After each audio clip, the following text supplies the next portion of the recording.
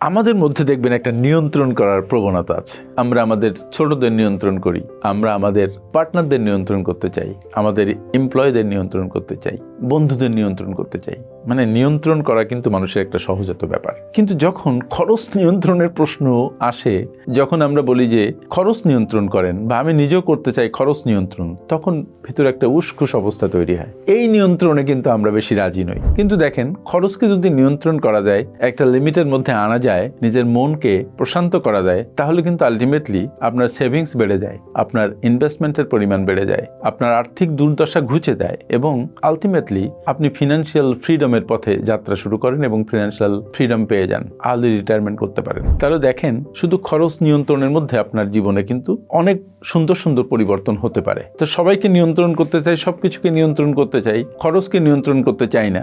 এই বিষয়টা একটু ভাবা দরকার এবং আমাদের খরচ নিয়ন্ত্রণের উপরে হাত দেওয়া দরকার, যত্নশীল হওয়া দরকার। খরচ নিয়ন্ত্রণ করলে প্রেশারটা আপনার কমবে, অন্যের কমবে না। ভালো থাকলে আপনি থাকবেন, টাকা জমলে আপনার জমবে, ইনভেস্টমেন্ট হলে আপনার হবে। সুতরাং এটা আপনার স্বার্থে আপনাকে করতে হবে। কিন্তু খরচ নিয়ন্ত্রণ করা তো চারটিখানি কথা নয়। আমার এক বান্ধবী ছিল যার 100 জোড়া জুতা ছিল, কিনেছিল, যে জুতার 50 জোড়াই হয়তো সে খুলে দেখে নাই। তো তাকে আমি বলেছিলাম যে তুমি এত জুতা কেন কিনো, যেগুলো জুতা তুমি পরো না? উনি তখন বললেন যে দেখেন, আমার যখন মন খারাপ থাকে তখন আমি ভ্যানিটি ব্যাগটা নিয়ে আমি শপিং করতে চলে যাই, আর যেহেতু আমি জুতা খুব পছন্দ করি ফলে আমি জুতা কিনি। তাহলে দেখেন, তার জুতার প্রয়োজন আছে কি নেই, ইট ডাজন্ট ম্যাটার। তার পকেটে টাকা আছে, স্বামীর কাছ থেকে কিছু টাকা আসে, বাবার কাছ থেকে কিছু টাকা আসে, নিজে কিছু উপার্জন করে। তো সবকিছু মিলায় তার কাছে বেশ কিছু টাকা থাকে।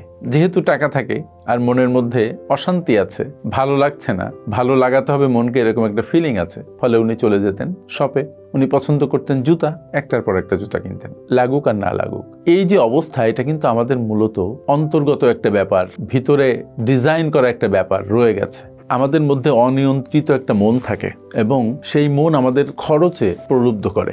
এটাকে বলে ইম্পালসিভ বাইং, মূলত যে আপনি আবেগ তাড়িত হয়ে কিনছেন। আর সেখানেই প্রশ্ন আসছে যে আপনি তো কন্ট্রোল করছেন, কি কন্ট্রোল করবেন? খরচ কন্ট্রোল করবেন। তাহলে খরচ কন্ট্রোল করার জন্য you need to control your emotion. আবেগ হচ্ছে অ্যাটেনশন দেওয়ার মতো খুব বড় একটা জায়গা। এই আবেগের মধ্যে নেগেটিভ আবেগ আছে, পজিটিভ আবেগ আছে। ভালোবাসা হচ্ছে খুব পজিটিভ একটা আবেগ, কখনো সেটা নেগেটিভিটিতে টার্ন করে এবং এটা খুব স্ট্রং একটা ইমোশন। তো কোনো জিনিস কিনতে আপনি ভালোবাসেন, তাহলে দেখেন কত বড় একটা ইমোশনের দিকে আপনি ধাবিত হচ্ছেন। ইউ ফিল গুড, আপনার ভালো লাগে, আপনার মন খারাপ, কিছু খেলে ভালো লাগে, কিছু কিনলে ভালো লাগে। তাহলে দেখেন, আপনার কিন্তু তখন খরচ হচ্ছে কি না হচ্ছে এদিকে মনোযোগ থাকছে না, আপনার ভালো লাগছে, ভালো লাগবে, ওইদিকে আপনার মনোযোগ। এবং একটার পর একটা জিনিস কিনছেন, পকেটে টাকা আছে বা ক্রেডিট কার্ড আছে, আপনার মনে কোনো কষ্টই হচ্ছে না যে আপনার টাকাগুলো কিন্তু পকেট থেকে বের হয়ে যাচ্ছে।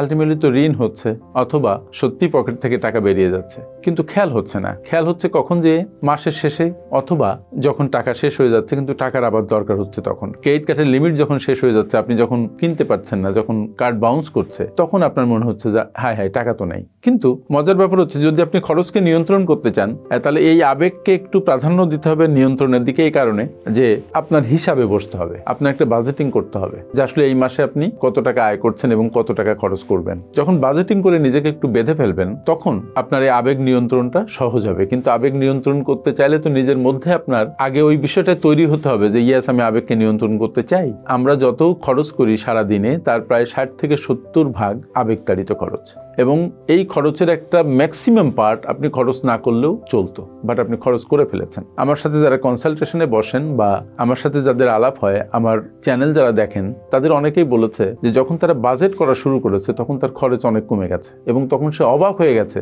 যে অপ্রয়োজনীয় কি পরিমাণ খরচ তার হয়।